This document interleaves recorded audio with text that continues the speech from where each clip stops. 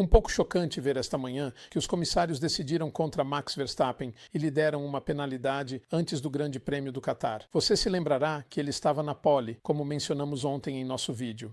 Ele agora recebeu uma penalidade de uma posição no grid, o que significa, é claro, que ele começará do lado interno, do lado mais sujo da pista, mas terá a corrida interna na primeira curva. Então fique atento, Max contra George de repente. Mas eu tenho que dizer que estou confuso com a decisão dos comissários, começando com o que eles chamaram de fato, que é o título deles, basicamente, da decisão que tomaram de aplicar essa penalidade. O fato, dizem eles, é que o carro 1, Max Verstappen, dirigiu desnecessariamente devagar em uma volta de resfriamento. Eu não entendo isso, porque não era uma volta de resfriamento, era uma volta de aquecimento. Era a volta antes de ele fazer sua volta na pole.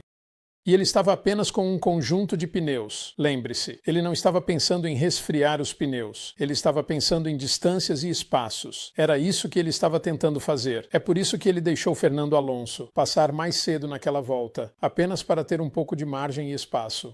Era isso que tudo se tratava. Não era sobre resfriamento. Não era uma volta de resfriamento. Volta de resfriamento é depois que você fez sua volta mais rápida e entra nos boxes e pode sair da pista. Você pode colocar sujeira nos pneus se precisar ir para a pisagem.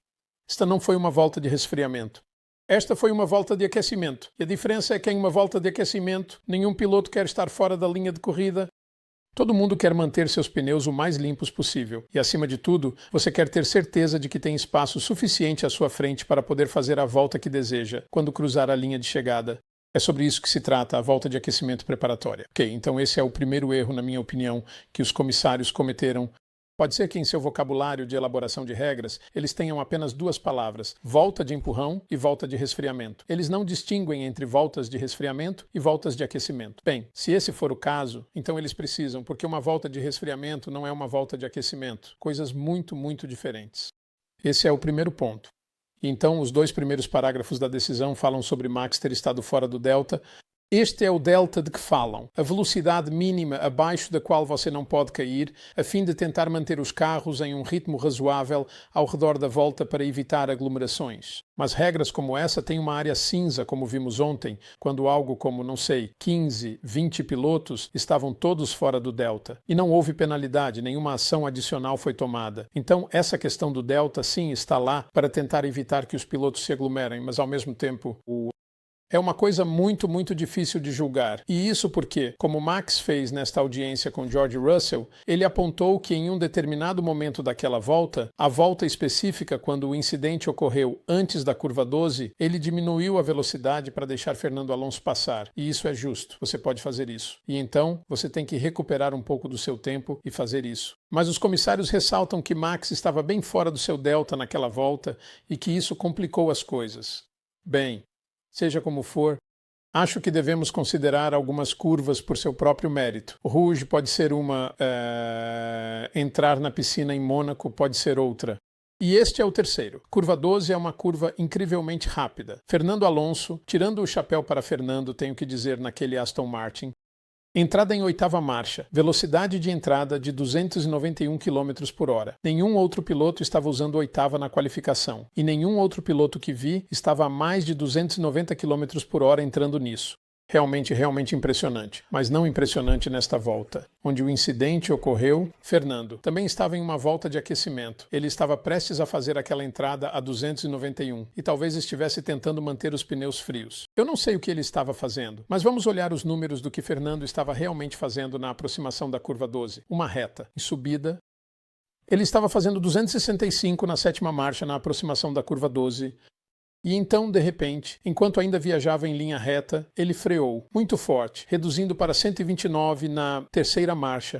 Agora ele tem Max Verstappen atrás dele que está fazendo 257 na sétima marcha, em aproximadamente a mesma velocidade, e Max atrás de Fernando, e ele está em uma volta de aquecimento, lembre-se, então ele não está prestes a sair da pista para evitar nada, freia forte para 163 km por hora na quarta marcha, e assim eles entram nisso. E isso é apenas na curva 12. George Russell pode ver tudo isso acontecendo, fazendo 271 na sétima marcha. Enquanto se aproxima deles, Mas em vez de frear forte junto com Max e Fernando, ele desvia para a esquerda para o lado de fora, mantém na quinta marcha e presumivelmente danifica o assoalho. Agora, imediatamente depois, George Russell disse, e então ele repetiu isso, obviamente para os comissários, que em uma curva rápida como essa é totalmente inaceitável que Max Verstappen esteja viajando tão devagar na linha de corrida. Bem, minha resposta a isso é que ele estava na linha de corrida, em parte porque era uma volta de aquecimento, e a última coisa que ele ia fazer era ir para a brita, por isso ele freou tão forte, para não colidir com a traseira de Fernando. E a surpresa para mim é que George não fez a mesma coisa. Por que George não apenas freou atrás de Max? E então todos continuariam e encontrariam seus espaços novamente. E assim, para mim, havia dois problemas principais com essa decisão. Não era uma volta de resfriamento, era uma volta de aquecimento. E dois, dizer que Max estava viajando de forma indevida na linha de corrida em uma curva rápida é ignorar a realidade do que aconteceu. E não há menção na decisão dos comissários sobre qualquer discussão com Fernando Alonso sobre por que ele freou tão forte. Porque esse efeito de concertina, mas é interessante, não é? Que no final dessa decisão, que eu acho espúria, eles dizem que era óbvio na realidade que o piloto do carro 63, George Russell, tinha visibilidade clara do carro 1 e que nenhum dos carros estava em uma volta de ataque. Bem, sabemos que eles estavam em uma volta de ataque. Isso era óbvio, mas eles estão enfatizando que George podia ver o que estava acontecendo à sua frente. Eu suponho que se ele podia ver Fernando, eu não sei. Quero dizer, a única coisa que eu tenho que dizer em circunstâncias atenuantes aqui é que eu não tenho acesso ao GPS, mas está bem claro que Max permaneceu na linha de corrida porque estava em sua volta de aquecimento e Fernando também permaneceu na linha de corrida e para evitá-lo ele teve que frear forte. E só para repetir o que aconteceu, Fernando estava a 265, na sétima marcha na aproximação e então pisou no freio, reduzindo para a terceira marcha a 130 km por hora. Você sabe o que Max vai fazer atrás dele se isso acontecer. Ele não vai sair da linha para sujar os pneus em sua volta de aquecimento. Não é uma volta de resfriamento. Então, essa é a minha opinião sobre isso. Eu acho que a melhor coisa sobre isso é que é apenas uma penalidade de um lugar no grid. Se fosse uma penalidade de 3 lugares no grid, você poderia ficar muito irritado com isso, porque isso deixaria os McLarens à frente do Max. Mas como eu disse, fique atento para aquela primeira curva. Não há amor perdido agora, eu diria, entre Max e George. Não tenho certeza se algum dia houve, mas agora não há. Isso é certo. Então, vamos ver o que acontece.